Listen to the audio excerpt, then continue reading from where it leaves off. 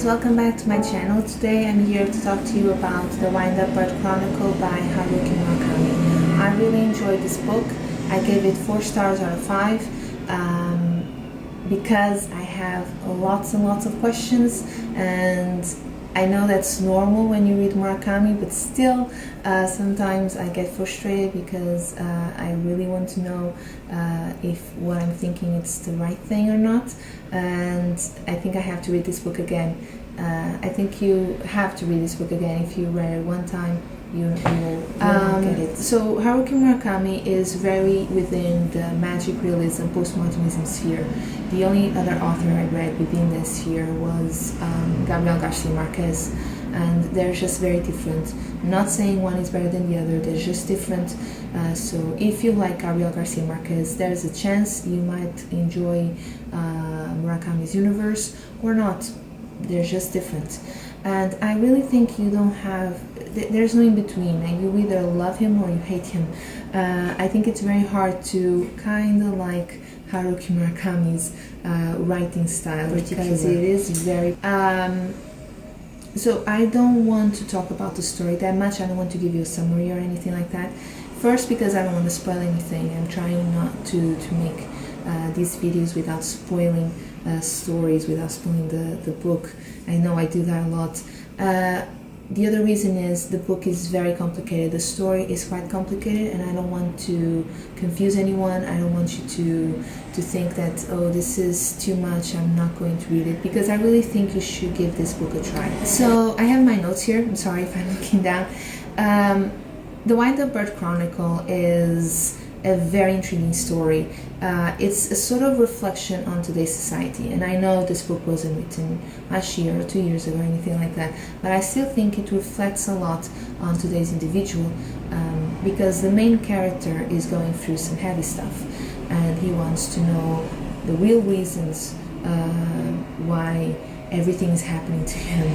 And while he does that, he forgets that he has to continue on living. Everything you do, since getting up, going to work, having lunch, dealing with problems, coming home, he doesn't do that. He kind of pauses his life and just focuses on one problem, and he has this idea that if he doesn't fix that problem, if he doesn't understand the reasons for that problem, he can't continue. And I think we do that a lot. Sometimes we are going through these existential crises where we want to focus on one thing alone, and we think, okay, if I fix this, my entire life will be fixed too. And most of the times, obviously, that's not the case. And I think that it does that a lot. Another thing that it does, and this I got this idea because I was reading a book for my master's degree on ethics and education, and I read something here that made me think about Toru, the main character of the book, and that is ethics and education talks about the fact that if you want to know about the real world, you just have to go into the real world and learn the hard way. So you have to get out of your comfort zone, you have to leave the nest.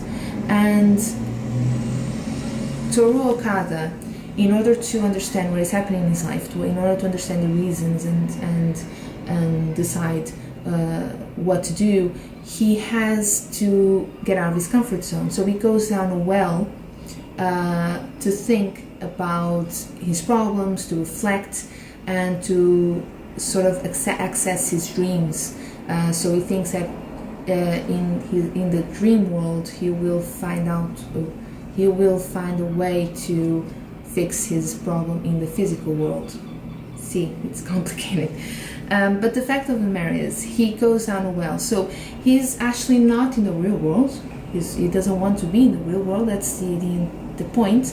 But at the same time, he's out of his comfort zone. So it's really interesting to see this paradox working, and it's just cross-reference with ethics and education. It was interesting to see so how can you really fix your problem in the real world if you are not there, if you are in the spiritual world? Obviously in this book, the story it asks for it. Obviously he needs to go into his dreams, he needs to talk to the people in his dreams, in order to understand and fix his problems in the real world. And there's always a link. Everything that happens in his dreams sort of happen or they are a reflection on what happened in the real world, or what will happen in the physical world. And that's very interesting to see, this dream-like sequence. So the well kind of works as a symbol because it's a sort of link between two worlds. You have the physical, real world, and you have the dream, spiritual world of Toru, and both of them are very connected, so he can't live without the other. Then you have some characters that are very important in the book. You have Malta and Krita Kano. Malta is a medium, and Krita has the ability to enter people's dreams, and everything that happens while she's there, it's not that it happened in the real world, just it happened. It wasn't a dream. It was actually happening, but in an alternative universe, so to speak. His cat and his wife left him, and they're trying to help him understand why, but honestly I don't think they are helping that much. And then they just disappear, and you get Nutmeg and her son Cinnamon. These are made up names, by the way. They help Toru because Toru starts collaborating with Nutmeg. They have this sort of spiritual healing business, not really something that they like to advertise, but they meet sort of because Toru now has a spot on his face, and he resembles her father, who also had a spot on his face. So who knows, maybe there's a link there. Maybe in an alternative universe Toru was Nutmeg's father or something like that, even though Nutmeg is much older than him. And they start collaborating together.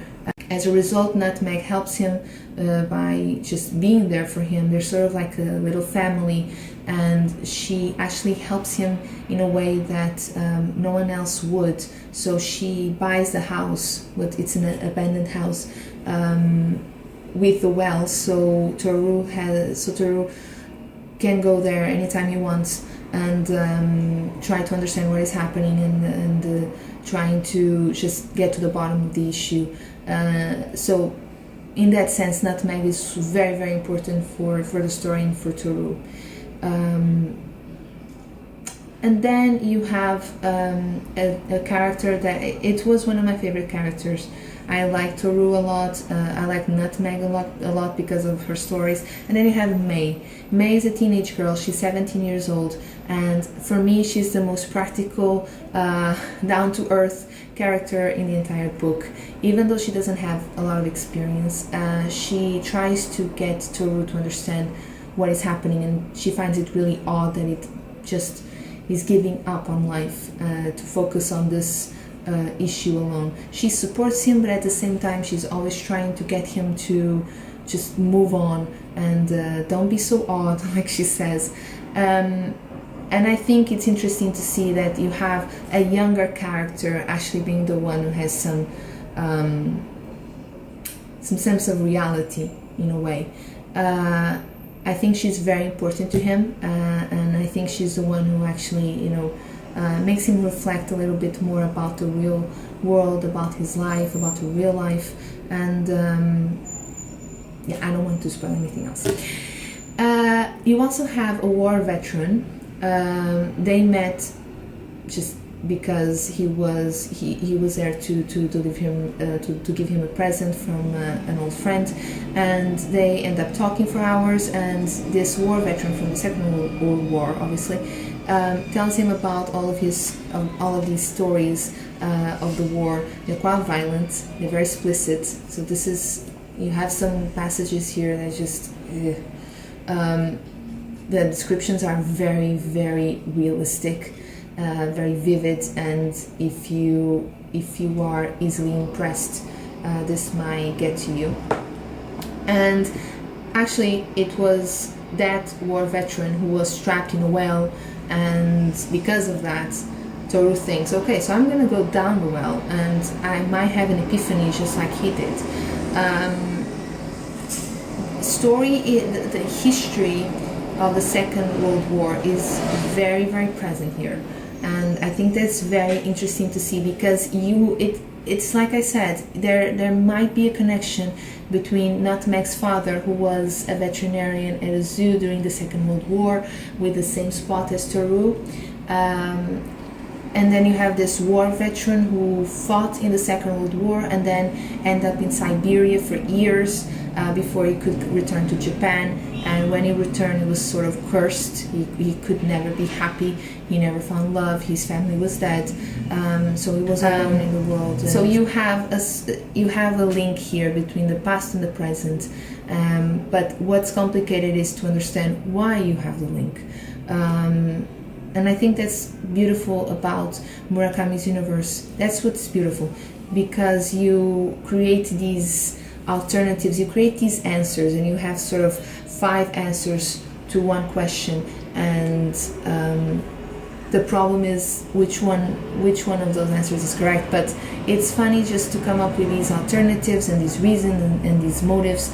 And even though you will never know the truth unless you I don't know, get Murakami on the phone, I think it's interesting to see that it's a sort of book, and it's a sort of style that it actually makes you reflect. So you raise questions, you reflect about a subject, but usually you have the answer, because the end of the story is going to tell you what you are supposed to think. But in this case with Murakami, you don't have that. You just have to understand, or you just have to create your own answers, and be okay with that, be at peace with that. But I think it's interesting because it's a sort of book that you don't understand at first, and because of that you have to read it again. It's not a simple story that makes you wonder, makes you reflect, but it doesn't. The questions you raise are not so much about the story, but more about the general topic of the book. In this case, every answer that you pick is going to change the next one. So in order to understand this book, you just have to create several situations, several possibilities to understand the middle of the story, because the beginning and the end are very they're very simple. It's the middle that screws everything up. But I really think everyone should read the Wind-Up Chronicle, but don't start with that if you haven't read Murakami yet, because it is complicated. But I mean, I'm nobody. I haven't read all of his books, so I can't really tell you which one you should start with. There are some videos here on YouTube that talk about that, so you should probably watch those, read some reviews before you decide which. That's that.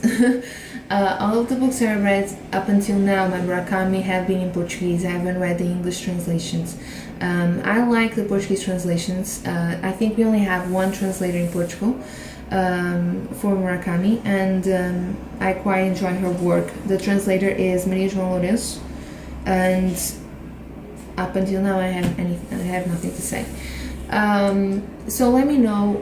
I'm going to read the third volume. I don't know when, but that's the one I want to read. The third volume of the 1Q84 trilogy, and then I don't know which book I should read. So if you have an idea, let me know. And if you haven't read Murakami, give it a shot. I know it seems complicated. I haven't watched a video of a person saying Murakami is not complicated. He is. Everyone's going to say that. But don't let that be a factor when you decide to start. So I changed my summer TBR. I was supposed to reread Crime and Punishment, but then I started reading The Underground Railroad, yes.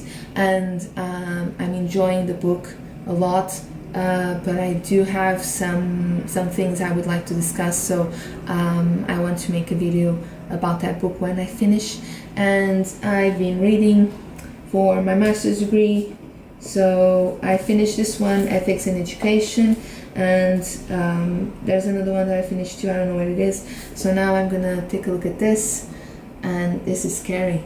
This is quite scary. It's such a big book. And also some psychology. Why not? Some psychology is always good. I hope you are having a lovely summer. So I'm working again. I was on holiday last week, and now I will be working until December. In December I have some time off again. Yay! So I hope you are well, and I'll see you on my next video. Thank you so much for watching. Bye.